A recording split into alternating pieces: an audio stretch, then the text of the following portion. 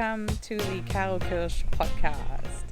I'm so glad to be back once again, probably the last one for a little while.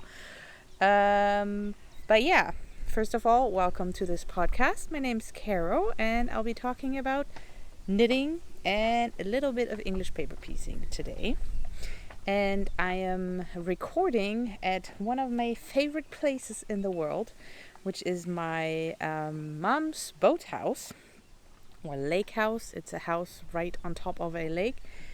It's on stilts, so you can jump right in the water, and it's super nice here. We're spending usually at least a few weeks in the summer up here, and currently I'm here with my mom, my two nephews, and my daughter, and I hope I get this one more week before the baby will be born, and and still get some time to edit this too. But I really wanted to record a podcast here. Today it's a little bit windy. I hope it's okay. I brought the little poof thingy for my microphone that should cover most of the wind noise, but we'll see.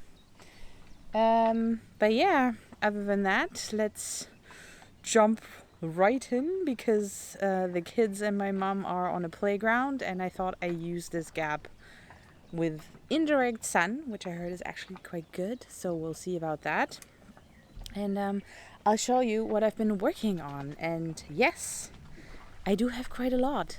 It seems to be the total knitting season right now. I mean, yeah, I have free time, that obviously helps. So yeah, I have technically 2 finished objects, but just one to physically show you because I forgot the other one back home. I meant to bring it, but I forgot. I'll insert a picture of the half and half wrap by Pearl Soho, and it's done. I finished it over a week ago. I mean, I was pretty far already last time I showed you, so I decided to put the I-cord edge all the way around. It's a free pattern, and it is garter stitch all the way through, but it has a cool construction where you basically have 2 triangles that you knit together. And yes, I used Quick Strick in the high twist sock base, I believe it is. It was advent calendar yarn, so I'm not quite sure. I don't remember what the yarn base was she used, in a kind of semi-solid gray color, and the dark green is Harvest Hues in the Juniper colorway by, what is it, John Arbin Textiles. I bought that as a fiber, and I hand spun that myself, and I think those 2 yarn thicknesses went really nicely together. They're kind of like fine fingering. Fine fingering? Sounds weird right now. Probably not the right word, but you know what I mean. Light fingering, that's the word. So yeah, and it turned out really nice, and it got done in time for baby to arrive.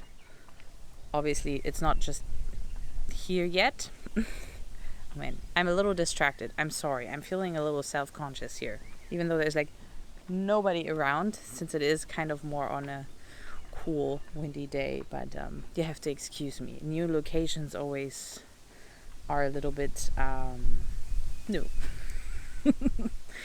Anyways, so that one's done, and yeah, I meant to bring it here so I could sleep with it, or have it at least like around me, so it would take on my smell, because I thought that would be nice, since babies do like that, if things smell like mama. And then you can maybe put them in bed with that smelly mama thing, and then maybe mama doesn't have to hang around all the time, but well, maybe I still have some time when I'm back home to cuddle with that blanket. We'll see. Anyways, the second finished object, which also was the one I had a little bit on a deadline, is that up north cowl that I knit for the daycare mom of my daughter, and it's all done, and it's super beautiful.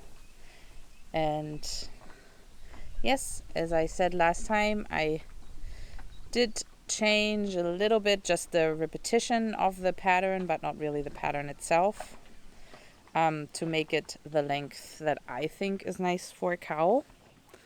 So this way it really is snug around the neck and doesn't hang super open, which I think is nice when you actually want to wear it for warmth.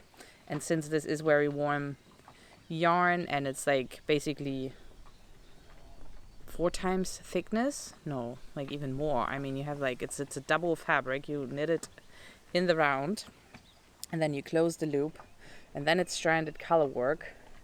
So it's a really thick and squishy fabric, super nice. I'm quite jealous. I do have quite a bit of yarn left over. I did weigh it, but I haven't done the math if that's actually more or less the half that I could do another one. Maybe I could do one kind of the opposite, because you use more black than the light color in this version. I could do one with a flipped color story, maybe, if I have enough yarn, because it's really nice. I'm quite jealous of this, so I think it'll be a nice piece for the cold weather to actually wear as a scarf. And yes, this is the Up North Cowl by Jill Zielinski, and highly recommend. Really nice, very potato chippy. Was a very good project to get back into stranded knitting for me. And yeah, nothing else to say. Oh no, the yarns I used is Wollmeise yarns in the blend base, and the 2 colors are Heavy Meadow, which is the kind of black. And then I did put it in last time. I forgot the name again. I don't know. I forgot the name again. The other colorway I'll put in the editing, so you'll know the name of that color as well. But it's both the blend base, which is a cashmere nylon merino blend. Yay. Okay, so that's all my finished objects. I do have a half finished object, which is also a new cast on, and I'll just go into that one because I talked about it just now. And that is the Double Töffler by Sandnes Garn, which technically is a free pattern, but I think only if you buy yarn with them or something. What's her name? Inga from Knitting Traditions. She knit a bunch of those, and she actually has one of her episodes. It's in the early 20 episodes where she actually translates the pattern, because it's only in Norwegian. That wouldn't have been that much of a problem. I find Norwegian translates easily in Google Translate, and it's fairly close to German as well, so I think I could have managed, but I wasn't able to download the pattern just for free. But yeah, she does a translation, so I just kind of scribbled down whatever the instructions were. But what are those Double Töfflers? They're little shoes that you are supposed to felt. So you knit this really weird lumpy shape that looks like this. So you cast on a bunch of stitches and knit in the round. Then you put a bunch, like the half of them, on hold, and then you knit like one sock front basically, and then you knit a second sock front, and then you close the end, and then you put one into the other, and then you have a double little house slipper shoe. But you are supposed to felt it. So these are supposed to be for my daughter, and I mean, I know you don't know how big my daughter's feet are, but they're definitely not that big yet. So this will shrink considerably. So you felt it in the washing machine, and then you put them inside out, or not inside out, but then you put the double thing in, and you kind of fit it to the foot. And I did a little bit of a change. So the original pattern has just a normal decrease thing happening just around it, and I did a bit of a pointy toe, so they'll look a little bit like elf shoes. And I don't know the pattern that I downloaded. I found a free pattern with like pointy house shoes, also for felted, that I just stole the decreases here. Basically, you do short rows. You do a short row, like in every other row, you do a short row on this side, so this becomes longer and it'll automatically curl up. It's fairly straightforward, but it's a free pattern. I'll put the name of that pattern in the down bar so you can look it up yourself, but I kind of fudged those two together, and I only did it on the outer one of this. And yeah, I have one of them done, and then I ran out of yarn. I just didn't bring enough yarn with me. I seriously underestimated how much yarn I would need for this. So I have to finish this once I'm back home. Otherwise, this would be done. This is super, super quick. Yeah, this is another project that, I got inspired by knitting traditions. Because it uses a very thick yarn. This uses like Aran or worsted weight, or I don't know what this is. By the way, the yarn I used for this is, it's a drops yarn, that's for sure. And it's just 100% wool. That wool felt. And yeah, it's one of those stash yarns that I still have that's super thick that I never knew what to do with. I have this in my stash for years, eons. And I still have quite a bit left. Hopefully enough, definitely enough for the second one of this, but I hope to also make a pair for my husband, because he requested one. He also wants the pointy elf toe. But I don't think it'll be enough for a third pair. The original plan was to make a pair for each of us, but I don't think that's going to be enough. But I have some other thick yarn that I need to get rid of, so I'll probably just use something else. Because I thought this might be a very nice stash busting project. And I must say, so far they're pretty cute. Never done the felting thing. I hope I won't ruin them, but I'll wait for the second one and I'll felt them together. Because I fear if I felt them separately, they'll be different. And that won't be fun. So, yay. Double Töffler number 3, I think, is the proper pattern name. But yeah, knitting traditions. Again, early 20s episodes. She does a translation on how to knit these. And that's how I got it. Yay. So, we're already in the works in progress. The other work in progress, which one do I show you next? Maybe this one. The funny thing is, so one of my finished objects is a blanket. And I have 2 more blankets I'm currently working on. Ooh, the wind is pretty strong right now. Which is like highly unusual because I haven't knit a blanket before ever. And now I have like 3 on the go. One is done. And one I picked back up is this one. I've shown this one to you before. Hang on. And that is my scrap blanket. It's the northeasterly blanket. And I'm blanking on the designer. I'll put it in the down bar. But yeah, I picked it back up. I had, I think this strip I showed before, up until here, I guess, where I put the marker. And I had a bit more knit in fingering weight yarn, but I sacrificed that strip and ripped it all back for that stripy cardigan or sweater I did for my daughter. And then I kind of just tossed that project back in the corner. But I don't know, I still had all my DK weight yarns, and I do still have quite a bit of fingering leftovers as well. So I figured, why not pick this back up? Because my daughter was curious what blanket I'm knitting on, and I kept saying, well, it's for your little brother.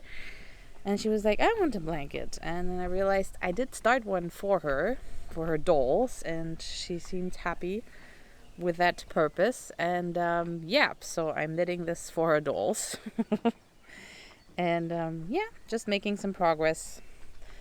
I added a second stripe and a bit to this with some more scrap yarns.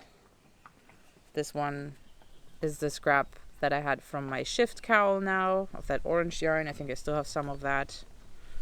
This is what I had left over from the teddy bear sweater, for instance. So yeah, it's just nice having these knitted memories around. And yeah, I really like this pattern. I say it again, like what I really love about this one is that the yarns you use actually are visible. It's like, I mean, you have a lot of these grannies, no, not granny square, or even like the granny square. I mean, the restriction I find with the granny square is that you have a specific size. You have that size and that you knit, and then you might still have some yarn left over, or you don't have enough to do a full square. So you're a little bit restricted here, whereas here you can make these things as big or as small as you want, which means you get to use up everything you have, and you also see it properly. Like the ones where you just knit in rows, I feel like it gets very, very mauled and colorful. I mean, this is colorful as well, but I don't know, I feel like you actually get to see the color and the yarn and everything, which I just prefer. I mean, it's just a matter of taste, obviously, but I really like this, and that's why I chose this. And yeah, I picked it back up, and I mean, I'm not really knitting on it as I'm up here, although I did bring my fingering scraps because I'm kind of running out of projects. That's a little bit my problem, because I'm only up here, or not only, I've been up here for a week and a half so far, and I brought 3 whips and I'm down to 1. So let me show you the other whip I brought up, which is my 3rd blanket project. All the blankets. And that's my big blanket project that I have on the go. And let me show you the one that you've seen the start of first. I finished the first square. This is the fox, which will be the centermost square of the blanket. I'll blend in a picture of the entire blanket that you kind of have an idea of the placement. And yes, I mean, I love it. I do love it. But the contrast of those 2 blues is not the best. I do agree. It's hard to see the legs and the ear of the fox, which makes it maybe a little bit hard to recognize what it is. Like the people around me who kind of saw me design this blanket as well and know that there's a loon coming, they both thought this was the loon, which is that bird. I think just because of the head shape. I think the nose of the fox is maybe a little bit too long for a fox. Fox is a little bit more snouty. But oh well, I still like it. I really like the colors together. I really like that yellow color pop in the middle there. And yeah, this one is already blocked, so it's kind of nice-ish to show if it weren't that windy. And I finished 2 more. I just quickly hold them both up. Just see there's 2. But they're twice the same, and I'll just show you one. I don't know which one's the last one, but it doesn't really matter. And that's the Aurora Borealis, which also will be part of the center row of 5 squares. And this will be on top and on bottom of the fox. And here it's even worse with the contrast. Those are actually the 2 squares where I mean, honestly, on the camera screen, I can't see it at all. I find this one's actually easier to see than the other one, than the fox legs. And this one isn't blocked yet either. But yeah, this is the Aurora Borealis. So there's like a little hut in the snow in the bottom. Then you have some tree silhouettes, and then northern lights. And I had a different green for this, which would have popped way more, but it was a conscious decision to take it out because I looked at the colors again, especially on my mock-up, which I don't know if I put it up again, that there is the coral color that I have in there, and then this green, which is like a large green, which is just a bright green that I had originally planned. And I find them a little bit too much, too different, too contrasty. I think I prefer it to be, I like the color story to be in the end a nice one, and one that I like. And I'll put the whole contrast thing a little bit on the back seat. I mean, I do want my designs to show, but at the same time, I want the finished product to look nice, just in the color story itself too. And I felt like that green and the coral were a little bit too glaring. I haven't quite decided, or I don't know if I have decided, but I think the coral I'll just substitute with some more of that red that I already have in the blanket. I think it'll be just a little bit more, less color variation, so a bit more cohesive. That's kind of the idea, but you'll see as I go. But yeah, that was the light green that I decided to take out just to have a bit more of a muted thing happening, even though technically Northern Lights are quite neon-y, but we're not going for realism here. But yeah, I'm really getting into the groove with this. Like, this knit up so fast. I definitely was struggling a lot with the first one. I mean, I told you, the first one I showed you, I was like just here. I was done with the dark blue, and I was waiting for the light blue to free up for my other project. And I was struggling. The whole square took me quite a while, and as I told you last time, I was kind of trying to figure out how to knit, because the whole two colors, that the tension would work out, so I had to kind of retrain. In the end, I'm now knitting with 2 strands held in my left hand, as I usually knit.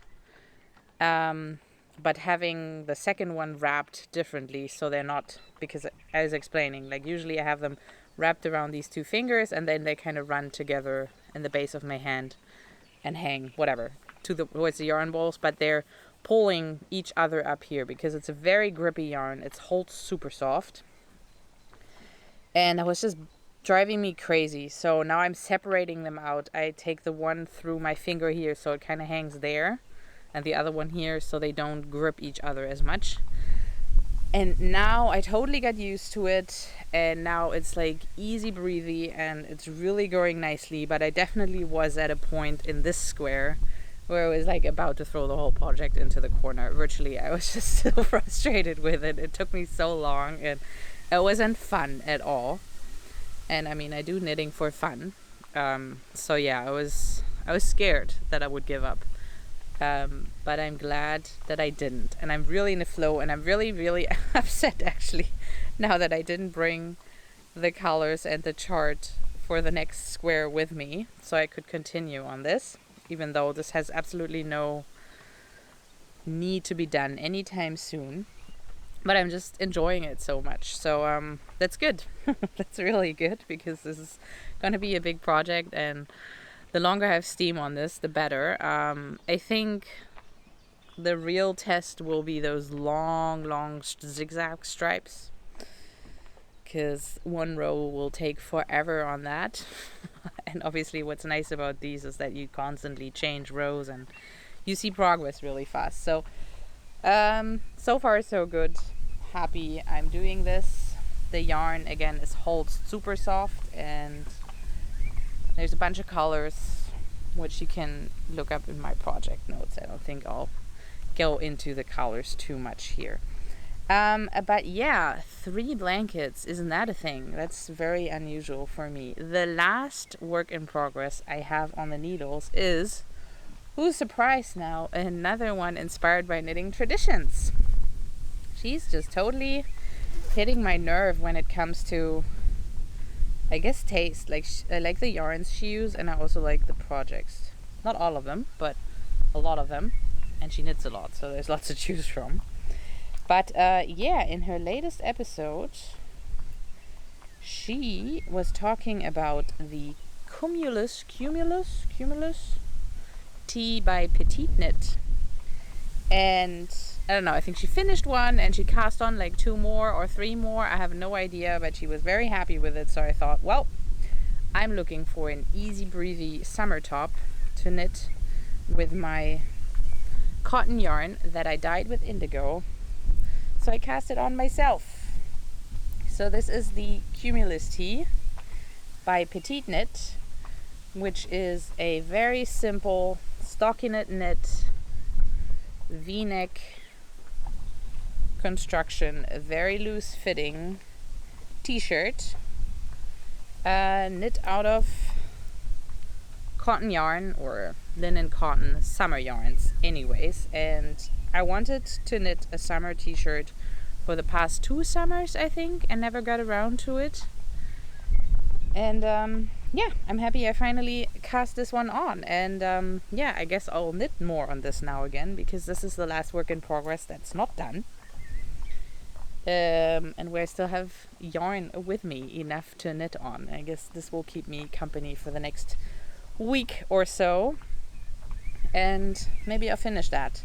We'll see. It's not super quick knit because you knit this with 3mm needles. And I actually was knitting on this mainly when I got here, and I got a little bit discouraged when I did my first test try on, because I think it's a little bit too big. I decided to knit the size L, even though usually I'm size M. But yeah, with me being pregnant right now, and I thought, I mean, I could wear it this summer, maybe L would be better. But the problem is, it's not so much that the rest is so big, but the V-neck is quite open. But in the end, I'll probably have to wear something underneath anyways. So we'll see. Oh, I'm creeping into the sun, I'm realizing. I might have to move a little bit in a second. But yeah, I don't know. I think I'll just continue knitting on it, and then I'll wear it as a very open kind of style t-shirt with just a strap. Armless t-shirt, just with straps. I don't know. What are these shirts called? You know what I mean. The one where you just have the thin bra strap, basically, but it's a normal top.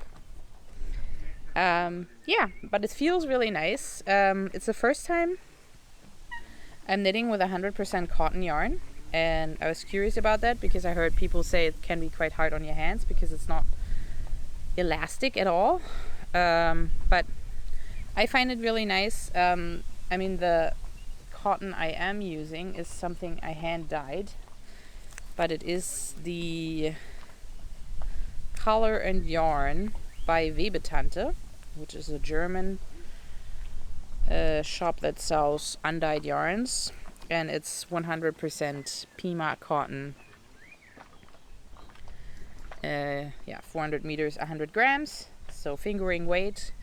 And again, I dyed it with indigo last year, and I really love how this very subtle color variation comes through in this. I don't know how well you can tell. But yeah, I do love the yarn so far, and I did wash it a bunch of times. I mean, that's another thing you hear, that it becomes kind of hard with multiple washes, but that might be more a linen thing. I don't know if it's so much a cotton problem as well. It's definitely something Knitting Traditions said. And I think she's using kind of a linen mix at least. But yeah, so far it's really nice, and I'm looking forward to wearing this, and I hope I can wear it and it's not just hanging all open.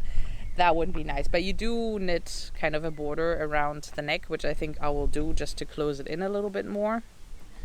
But I'm not there yet, so we'll see. But yes, that is already all I meant to tell you about my knitting, but I think it's plenty technically. I mean, there's like 6 projects I just rambled through.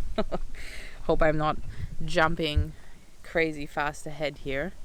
But yeah, the last thing I guess I can show you is my English paper piecing, which I also picked back up. Which again, no, it's not a blanket. No, it's not supposed to be a blanket. It is supposed to be for a... Oh, that reminds me. Never mind. I do have another thing that I need to show you, but let me show you this one first. Yeah, but this is supposed to be for a project bag that I want to sew up. Yeah, and I made a little bit of progress on this. Not quite sure how far this was last time you've seen this. I think I definitely had those kind of flower pieces in the middle. And I think I started attaching this one too. And I finished the second one on the middle stripe. And the main thing I did lately was filling in with all these white pieces kind of around the border. So I'm creating a rectangle, as maybe you can tell now. There's gonna be another row of like basically these ones mirrored. These flower things come here, so 2 more of these flowers, and then like the white border around, and that will be the front top of a project bag of this style. So I kind of sized it for this, not that it matters too much when you're sewing your own bags. So there will also be kind of a jeans fabric at the bottom, because I have a lot of old jeans that I wore through, so I have them to use for back bottoms. And this is really nice. This is fun. This is a slow and a quick project at the same time. Like, I think slow because it takes a while. It's hand sewing and it's a million tiny pieces, but it's quicker than you think it is. That's why I think it's a quick project, because I mean, filling in all those white pieces has definitely been a little bit of a drag. It's definitely more fun to attach these flower thingies. But I don't know, they do grow quite quickly, which I like and is fun. And this is a little bit dirty, I'm just realizing. I don't know, but I can wash it once it's done. And yes, so I'm really hoping to make 2 of these and then eventually make a project bag, because I've gotten into making project bags again. I think that's might be the reason why I picked this back up in the first place. Because I found another podcast, which I don't think I'll be watching super regularly. I basically just stumbled over a like a vlog style video of hers. So I'm struggling for the name. I think something Drops of Wonderful. Little Drops of Wonderful, I think. She's a very quirky, funny lady from Britain. And she had like like how I sew my dodgy bags. She calls them dodgy bags. And it's like super in the middle of the kitchen. The kids are running around. It's super chaotic, but very adorable. And she's just showing how she's making her bags. And that really inspired me, because it's this, it doesn't need to be perfect. It's dodgy, and that's kind of what I needed to make me just make another bag, because they are so easy and quick. And I totally did not realize that I was already, I don't know if I showed this, I don't think so, I just showed you the project inside. But I made one of a dodgy bag. So I did get quite a bit of fabrics for my English paper piecing. This is one of them, which color story wise wasn't fitting with the other ones so much. That's why I kind of thought I use it in here, because it has like a beige background, and all the other fabrics were like indigo and white. But this went really nicely with this one ribbon I had, just from a present I received. And this is another pant of mine. So very easy bag. I actually screwed up, I can show you my screw up, the inside lining. So I just have a white linen lining, but I sewed it on the wrong side of the zipper, so I have the zipper exposed. But oh well, if it's closed, nobody can see, and I'll just keep it for myself. And I kind of needed another small one, like a sock project. This is where my double tuffler are in. A sock project bag, because I am making this bigger one. But I did actually buy that was actually already always my, I never had zippers. I'm always lacking zippers, or I only have like super specific ones, like super old ones from my grandma's stash. Like this is a metal zipper. And now I finally just got a bunch, like, I don't know, a pack of 100 with like a bunch of colors. So I have plenty of zippers to choose from to make more bags, because my mom definitely needs another project bag. She always carries her projects around in the weirdest kind of bags. She has one that I made myself, which she's shoving like a massive project in, even though it's just a sock project bag. So she will definitely need to receive a project bag from me. So yes, zippers are coming. So I'll probably be showing a few more sewn bags in the next episode, because those are actually very quick projects that I might be able to accomplish once the new baby is here. But that's the thing. this will probably be the last episode in a while. I mean, I'm not saying a year. I really hope not a year. But I highly doubt I'll be getting much knitting, let alone filming and editing done in the next couple of months, maybe 3 months. So I'm sorry if I'm a little bit away, because I was just enjoying this so much, and actually my channel got a little bit more of traction than usual, which is obviously making me very happy, because I'm finally reaching a few more people who like the same things I do, which is always fun. But yeah, that's just what my life is right now, and I'm obviously extremely excited to welcome this little one into my arms. Definitely getting there. I mean, it could happen virtually any second right now. I feel like he wants to come out. He's not one of those who wants to linger a lot. So I'm getting a little bit nervous up here, because I'm not at home. I'm still on vacation. It's like a 3-hour drive back home. So if things get towards birth, I'll probably birth in the hospital close to here, which wouldn't be ideal. But we'll cross that bridge once we get here. Wish me luck that I actually make it back home, which will also mean that this podcast will actually make it out into the world, because if the baby comes before that, then obviously I won't have time to edit this. But enough rambling. Thank you for watching, and thank you for subscribing. If you do, obviously that helps. Give me a like, that also helps me and obviously makes me super happy. And I really hope I'll talk to you soon. I'll try to be a bit more active over on Instagram, because I do plan on knitting and stuff. I mean, I don't think I'll stop knitting just because I have a baby, and if that baby's anything like his sibling, I might actually have some breaks where I can get some knitting done. I mean, I started podcasting in my last baby year, so who knows? Maybe I'm lucky twice. Wish me luck, and I'll see you when I see you. Bye bye.